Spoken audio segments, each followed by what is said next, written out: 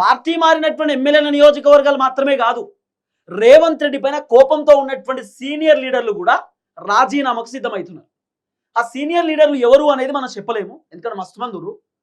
Revanth Reddy Congress party original లీడర్లకు senior లీడర్లకు ఎక్కడ కూడా పదవులు ఇస్తలేడు.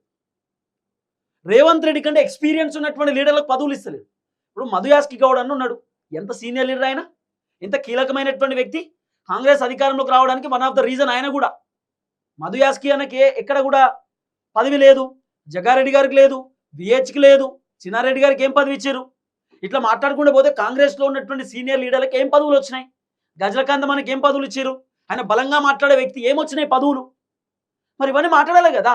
రాజగోపాల్ రెడ్డి వల్ల చామల కిరణ్ కుమార్ రెడ్డి ఎంపీగా గెలిచిన భువనగిరి నుండి రాజగోపాల్ రెడ్డి సార్కి ఏం పదవి ఇచ్చారు, ఏం పదవి ఇచ్చారు. బీర్లైలేకి ఏం పదవి ఇచ్చారు, ఎమ్మెల్యే పదవి గట్టిగా ఉంది కానీ ఏమి ఇచ్చారు, మంత్రివర్గంలో చోటు ఇచ్చారా. బీర్లైలే కీలకమైనటువంటి వ్యక్తి. బీర్లైలే కూడా కాంగ్రెస్ అధికారంలోకి రావడానికి గట్టిగా కష్టపడ్డాడు.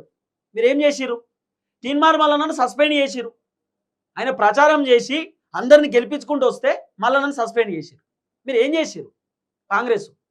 ఇట్లా కాంగ్రెస్ పార్టీ పైన అసంతృప్తితో ఉన్నటువంటి లీడర్లు చాలా మంది రాజీనామాకు రెడీ అవుతున్నారు.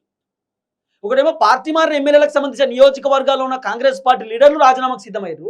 రేవంత్ రెడ్డి పైన కోపంతో ఉన్న వాళ్ళు, రేవంత్ రెడ్డి పైన అసంతృప్తి, అసహనంతో, కోపంతో ప్రభుత్వం పైన తిరుగుబాటు చేసేటటువంటి లీడర్లు కూడా రాజీనామాకు రెడీ అవుతున్నారు. సుమారు 9 మంది కాంగ్రెస్ పార్టీకి సంబంధించినటువంటి లీడర్లు, కీలకమైనటువంటి వ్యక్తులు, నియోజకవర్గ స్థాయి లీడర్లు, అలాగే సీనియర్ లీడర్లు రాజీనామాకు సిద్ధమవుతున్నట్టుగా సోషల్ మీడియాలో వినబడుతున్నటువంటి చర్చ.